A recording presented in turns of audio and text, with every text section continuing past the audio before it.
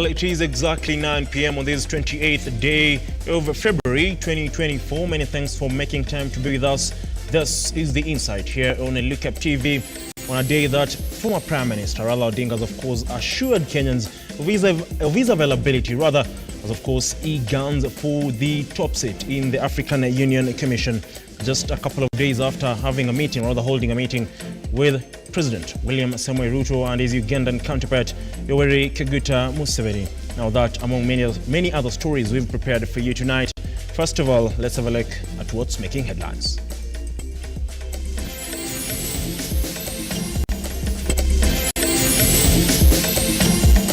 Tonight on The Insight, Azimio leaders dispel fears over leadership crisis. Should coalition leader Raila Odinga get the AUC top set? Kenya Union of Clinical Officers threaten to dissolve union if government ignores their concerns. The remaining investigations to continue when the respondent will deposit a cash bail of $500,000. Embakasi gas plant owner Derek Kimathi released on a 500,000 shillings cash bail.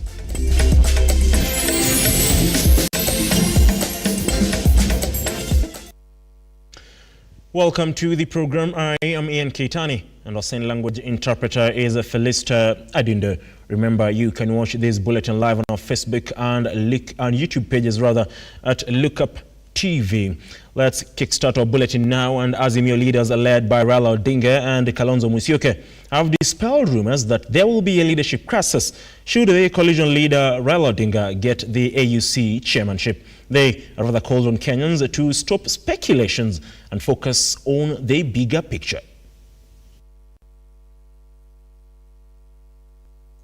Anyway, I'm around. I've been running around trying to get support for different heads of states. I was in some in Namibia just the other day. And I went to the president of Uganda after I talked to him to go and ask for his support. And then we met there with Mr. RUTO, who had also gone there, to talk about the issues they're having with oil, the G2G. He was his minister for energy. So after we talked about my candidature, they talked about the issue of oil among themselves. But I asked for their support, and both of them agreed that they would support me.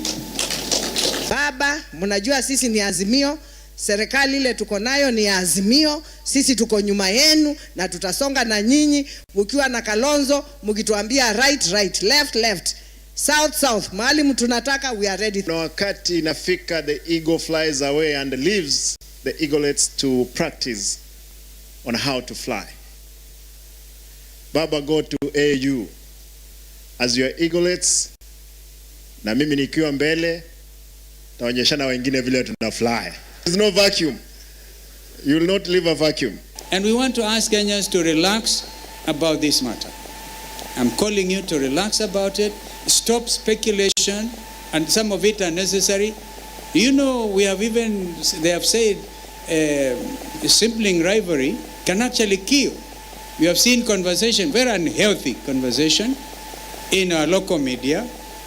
Some of it attributed to our own people within Azimio coalition, going for each other's jugular. Others who have never associated with us, my brother, and we know them, never associated with us, they are now in the forefront, trying to see if perchance they can create a rift within Azimio. We are telling them that will not happen by God's grace. Even as they dispel those rumors, the race to, of course, succeed Raila Odinga takes center stage, with questions lingering as to whether it will be Kalonzo Musyoka or Wycliffe Ambetsa Oparanya, Ali Hassan Joho, or even Martha Karua. All you can say is time will tell who will take up the mantle and, of course, take on President William RUTO, if at all the bid by Raila Odinga to become the chairperson of the African Union Commission is successful. Moving on to matters of health now, and the Kenya Union of Clinical Officers have given the government a 7-day ultimatum to address their concerns, a failure to which they will dissolve the union. Mevin Gitembe tells us more. The ones they want to work with to continue working, and then the others can step aside for them to work, to give them space to work with the people who they want to work with. Despite a court order to the Ministry of Health directing that Kenya Union of Clinical Officers be involved in decision and policy making, the union now claims that the ministry has been ignoring crucial matters raised by its members. Warekebishe matatizo ambayo yako, kwa sababu tumekuwa tukiongea tangu walipokuja ofisini na tunaona kama hawaelewi. Kwa basi kama siku 7 zikiisha, kama hawatakuwa wamefanya hivyo, tutachukua hatua nyingine ya kisheria ile ambayo inaturuhusu, ili kusudi mabadiliko tunayotarajia na njaa tulio nayo iweze kupewa suluhu. According to KUKO Chairman Peterson Washira, the union has given the government a timeline of 7 days to address issues raised by the union, including employment of healthcare workers who have been working on contract for over 4 years, no failure to which the union will be dissolved. We usually abide by the redress provided in the Constitution and will not get tired. So we'll continue doing that. But then if they continue, if they are also going to ignore our picketing and petitions, we shall also be giving a way forward. Because if they decide to discriminate all the others, we can leave the ones they want to work with to continue working. And then the others can step aside for them to work, to give them space to work with the people who they want to work with. KUKO Secretary General Shem Owino has stated that universal health coverage remains a dream as the government has terribly failed in its implementation, with further term the government's renewal of contracts of healthcare workers it employed under UHC as discriminatory. Ministry of Health, they have been frequently saying about universal health coverage. Universal health coverage that is affordable, accessible, and available to all citizens in this country. We cannot again discriminate other cadres when it comes to service delivery. We have seen COVID health emergency response officers who used to work in port entry points.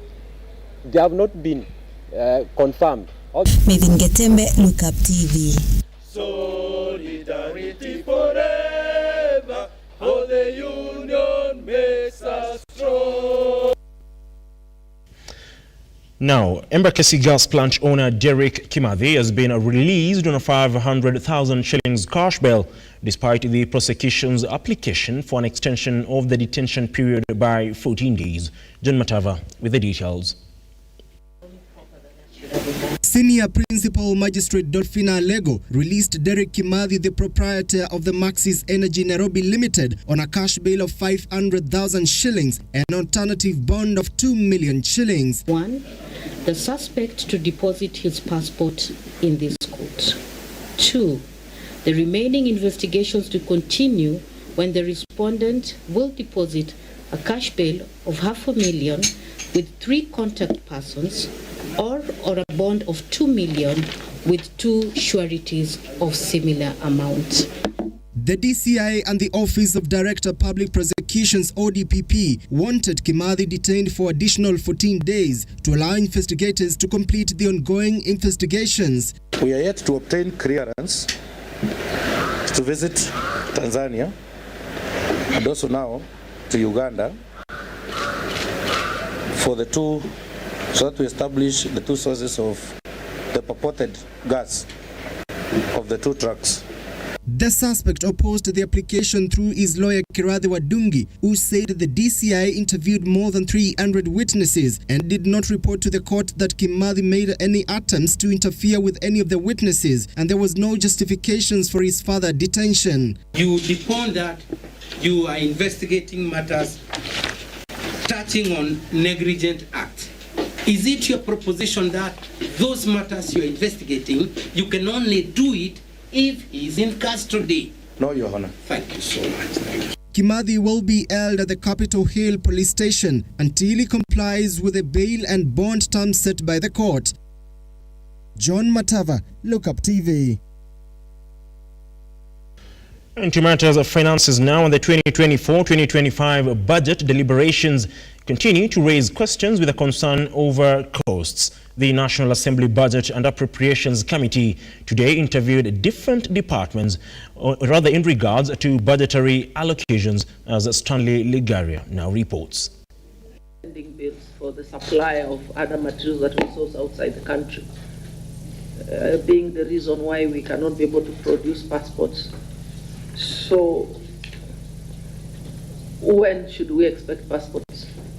In a bid to handle the passport issuance menace of over 800,000 applicants, Chairperson Administration and Internal Security Committee Gabriel Tongoyo proposed that part of the money collected directly by the National Treasury be left at the State Department for Immigration and Public Service to enhance service delivery, an issue the committee believes should be addressed soonest. It is recommended that the Cabinet Secretary for National Treasury to enhance the appropriation in aid for the State Department from the current 1.3 billion to 20% of all revenue it generates to the Exchequer through fees on such documents. MP Vincent Musyoka, Chairperson of Energy Committee, complained of exorbitant signed agreements between the government and IPPs for power supply, which he said has proved a hindrance to power shortage and losses. Musau proposing an additional 5 billion budget allocation to cater for increased energy consumption countrywide. The Cabinet Secretary in charge of energy and petroleum, in conjunction with Kenya Power, provides a progress report on the 4-point action plan, which should include, but not be limited to, 1. Optimization and valuation of the transmission assets, lines to be transferred to Kitrako, B. Staff to be transferred between the two sagas, C. Operational maintenance of transmission lines after the transfer, and D. Measures to reduce the system losses. The committee raised concern over how to curb transformers vandalization, ordering of materials and proposed changes in electricity prices in high and low cadre areas, with Musau proposing that new propositions in the new 2024 BPS for Parliament to have final say in the approval, signing a new agreement with the IPPs for any new power deal, citing selfish and exorbitant existing contracts, for example that of Lake Turkana Power Project, where the government is required to pay $16 per kilowatts of power purchased by government, failure to which attracts a penalty. What can be done so that we can be able to protect these transformers from vandalization, because it also understand beyond figures. What has been the increment or the change of power consumption in Kenya? Because as you are aware, the cost of power is closely related to the demand and supply of power. Sports Committee Chairperson Dan Wanyama has requested additional funding for construction and facelifting of stadiums as the ministry grapples to ensure Kenya jointly hosts the next African Cup of Nations tournament. That the proposed ceilings for the State Department for Sports in the budget policy statement for 2024-2025 is Kenya shillings 18.27 billion. Recruitment of teachers, 2. Increase of TVETs, tutors, that is a recruitment of 2,000 teachers, and then implementation, application of ICT at all levels of education by establishing ITC infrastructure across all centers. If we get through all this, Chair, you'll realize that every sector is trying to emphasize that they didn't have enough money, they need this amount of money and all the rest. As stakeholders continue to appear before various departmental committees of the National Assembly on the budgetary allocation for the financial year 2024-2025, today, various stakeholders continue to appear before the various departments. These, among other departments, have continued to urge for an increment in their budgetary allocation come for the financial year 2024-2025. Stanley Lugaria, Lookuptv, Nairobi. Well, that story by Stanley Lugaria takes us to a first breather. We'll be back in a moment. Don't go away.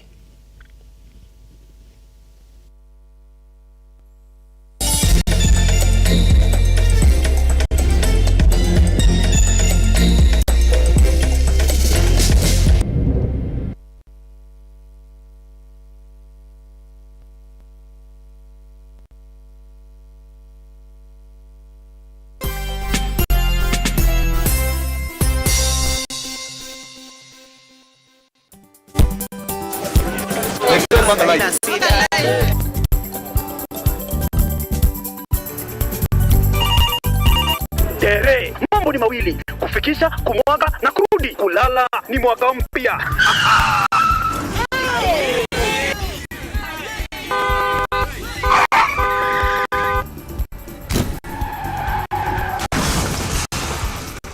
Muka we mse. Ni mbaya. Wewe kwani wani video dereva anaendesha gari vibaya, lazima tususe. Anaendesha gari na kwa simu the whole time hata analipa barabara.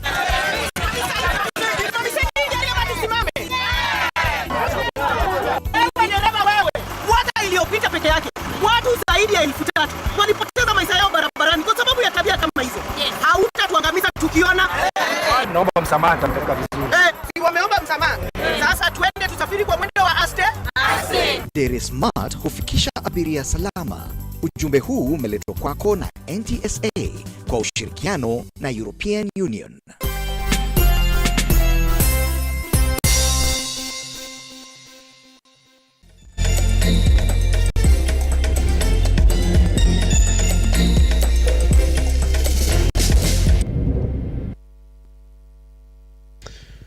Now, moving forward, President William RUTO and Ethiopia's Prime Minister Abiy Ahmed have held talks at State House in Nairobi as Kenya and Ethiopia seek to enhance ties. The Ethiopian Prime Minister, who arrived on Tuesday evening, today received a 21-gun salute after inspecting the Guard of Honor. President William Ruto hosted his counterpart Ethiopian Prime Minister Abiy Ahmed Ali for a luncheon at State House Nairobi, where the two leaders discussed diplomatic and bilateral relations between Kenya and Ethiopia. The discussions also extensively outlined areas of cooperation between Kenya and Ethiopia on creating a solid and vibrant business environment. President Ruto underscoring the need for the two countries to widen the scope of business engagement, while Prime Minister Abiy Ali pointing out that citizens from both Kenya and Ethiopia stand to reap economic benefits from a rejuvenated working relationship. Kenya and Ethiopia are moving together in the spirit of fraternity, solidarity, and strategic partnership to actualize the immense possibilities that lie before us for peace and security, as well as economic transformation and shared prosperity between our people. These two countries doesn't have any baggage to strengthen our relationship, also to go forward in multifaceted and ambitious economic plan that both countries has. With volatile security in several countries in Africa, the two heads of state explored measures to restore peace and address underlying issues that are contributing to heightened insecurity, especially in the East African region. Half of our discussion was focused on how we can sustain peace and security in our region, which is the most important element for our economic endeavors. I hope after this visit, everyone, including the people of Ethiopia, the people of Kenya, and other neighbors, will understand the benefit of a strong relationship on elevating the life of poor citizens in both countries. Henry Tendanyula, Lookuptv. Now, Kirinyaga members of County Assembly are looking to pass the Alcohol Control Bill, which aims to streamline production, distribution and consumption of liquor in the county. Speaking at a prayer session after recess, the county legislators promised to put a spirited fight in ending illicit brew, as Martin Masharia now reports.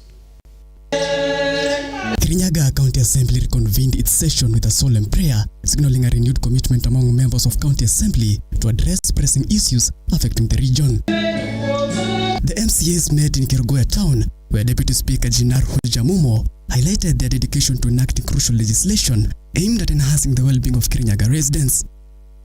Central to the agenda is the Alcoholic Control Bill, designed to regulate the production, distribution and consumption of alcohol within the county. We are now in the process of processing the Alcohol Control Bill, which is before the House, is awaiting now the second reading. This bill particularly is meant now to look at how we are going to treat all those outlets and customers to those outlets in the matters to do with alcohol and also substance abuse. And we are almost doing it. It's a very important bill. And once we do it, we shall be having some controls in the bill that the county government of Kirinyaga will be putting in place to make sure illicit brews are not produced or manufactured in our county. This initiative stems from a recent tragedy in Kangai, West Sub-County, where more than 20 individuals lost their lives after consuming illicit brew. The proposed legislation includes provisions to prohibit the licensing of liquor establishments in proximity to schools, mandating a minimum distance of 300 meters from any educational institution. Because we have decided now we shall not license, the county government will not license any alcohol outlet which is near school learning institutions, and we are categorically saying it should be 300 meters away from such institution. Deputy Majority Leader Lucy Njeri underscored the significance of unity and diligence as the Assembly embarks on its legislative agenda.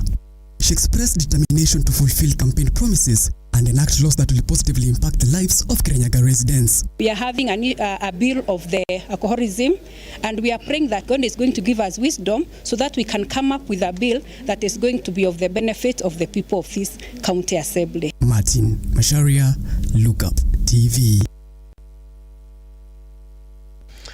Into matters alcohol still, and 8 people have been arrested and over 5,000 litres of alcohol nabbed in Narok County.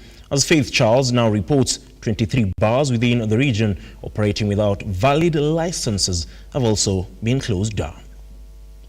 It is a spirited fight against the sale of illicit alcohol in the country, and this is the situation in a local bar, Narok East Sub-County.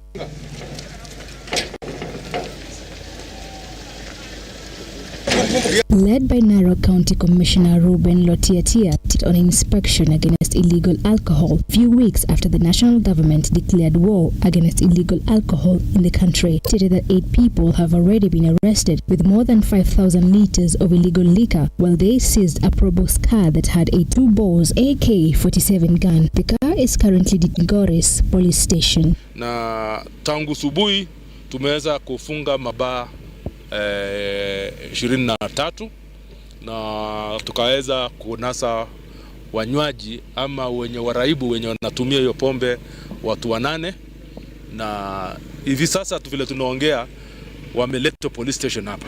Local leaders in the village support authorities in nabbing illegal liquor hub for reporting inspectors, while area residents have also been urged to find decent job that will earn them an income. Kwanza nipongeza serikali yetu. Serikali yetu tunakuanga pamoja nao na tunafanya kazi pamoja nao. Tangu tupate ndugu wetu Karisa, hapo ndio tumeanza kupata mwangaza ya kukanusha au kukataana na ile mambo ambaye hata saidia mwana Kenya au watoto wetu. Tunamuona ni mbaya. Na ni sisi tuling'ang'ana tukang'ang'ana mpaka tukapewa timu. Sasa wakati huu tunaona chifu wetu ni mbaya. Ni kwa sababu ya mambo ya pombe. Huko Narok kama watapeana license Kojonga, lazima chief na wazee wa kijiji tujumuishwe. Charles, Lookuptv.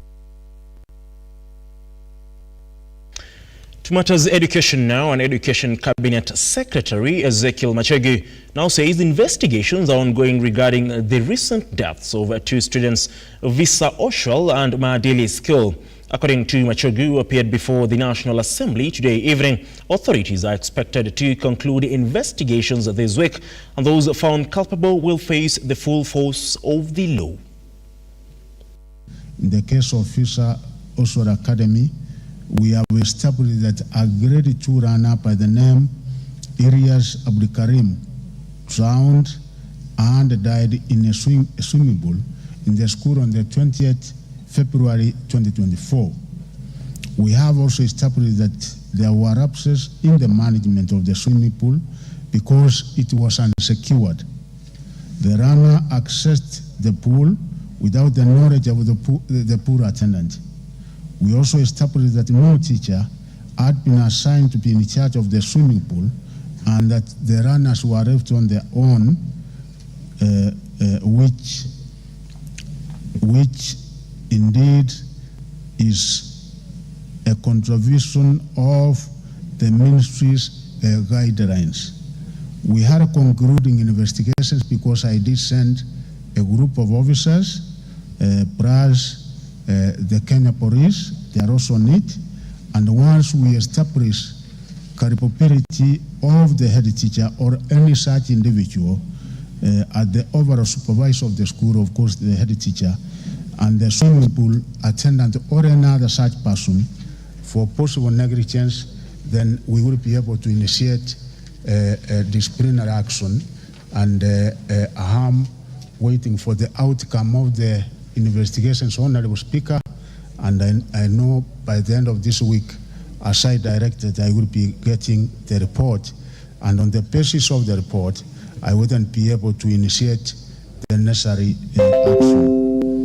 In Woodridge Internal School, we have also established that a PP1 runner named Rian Kipuruto Mutai died on the 9th February 2024 after falling from a moving bus, which then ran over him. The duty of care for the runners in the bus fell on the driver and his assistants accompanying the runners. The mother was reported at the River Police under OP number as given there, and the police are under instruction to also see whether there was negligence in this, and of course there was, and then they take the necessary action as far as the law of the land is concerned.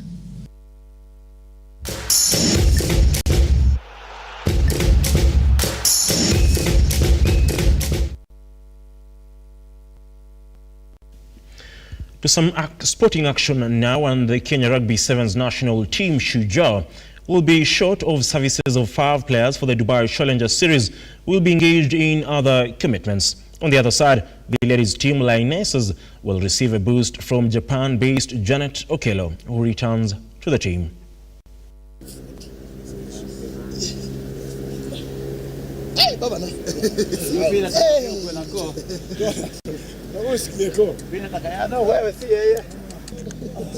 So far so good.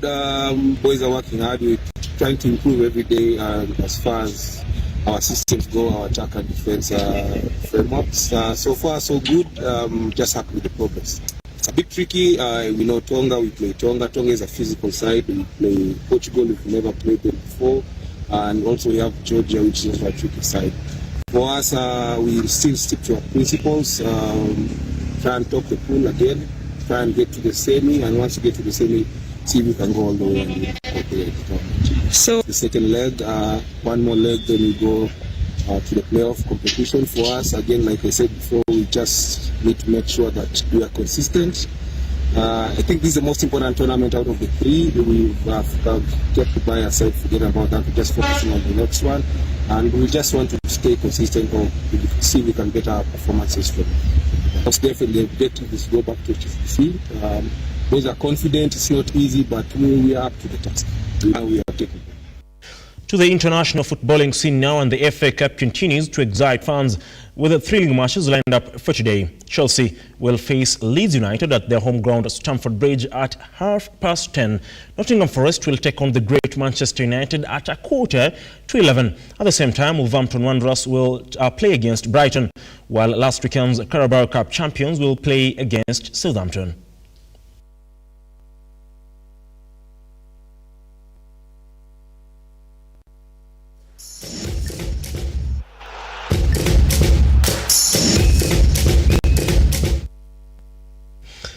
Well, those particular sporting stories wrap up our bulletin at this particular moment in time. But I want to assure you that, of course, we'll bounce back after their defeat against Fulham over the weekend. But until tomorrow, do have yourself a wonderful night. To everybody who made this a success, thank you very much. Do have yourself a wonderful night, and like always, God bless.